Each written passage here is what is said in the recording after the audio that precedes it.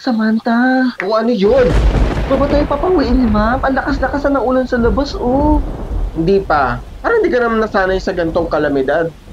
Nalabaha na daw sa amin. Ay naku, wala tayong magagawa hanggat hindi pa sinasabi ng head office na papawin tayo. Ganun ba talaga dito? Talaga hindi sila magpapawi kahit bagyong-bagyo na? Oo, kahit anong kalamidad ang ating dumating dito sa store, wala pa rin papauwiin.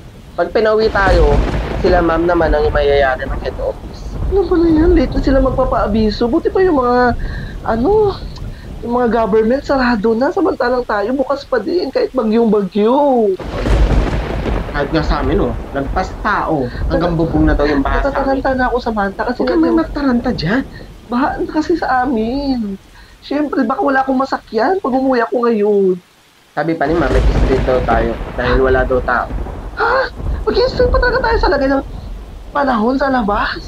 Lalangoy daw tayo. May mga Ano best tayo? naman dyan. Ano tayo mga immortal? Grabe naman.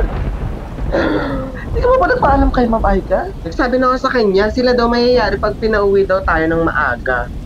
Yayarin daw sila ng head office. Lakas na ng ulan. Bagyong-bagyo. Yung mga panty ko nakasampay pa dun sa labas. Ma'am Aika, may update na ba about sa bagyo? Kung papauwi na ba tayo? Kasi nga ma'am, yung pamilya ko nasa evacuation center na daw. Ano ba, Vanessa? Uwing-uwi ka. Uwi ako kasi siyempre yung bahay namin hanggang daig na daw. Lubog na yung bahay namin. Wala akong magagawa. Magkantay-antay ka lang dyan. Grabe naman. Bagyong-bagyo na, hindi pa tayo papauwiin, ma'am. Kailangan pa ba ng benta ng store ngayong bagyong-bagyo na? Hindi pa nag-a-announce ang head office. Kaya, kahit ako nag-aantay din ako, lagpas bubong na din yung tubig sa amin. Ano ko, ma'am, dapat may magpauwi na sila. Sana nga. Ayan, pwede na tayong umuwi as per head office. Ngayon lang talaga nag-anunsyo, ma'am, na pwede nang umuwi. Wala nang masakyan. Oo. Ayaw mo ba umuwi? Sige, dito ko naman sa store. Ay, hindi. Maglalakad na lang ako, ma'am. Maglalakad na lang ako. Ay, naku, grabe late na mag-anunsyo. Ewan ko ba sa store na to.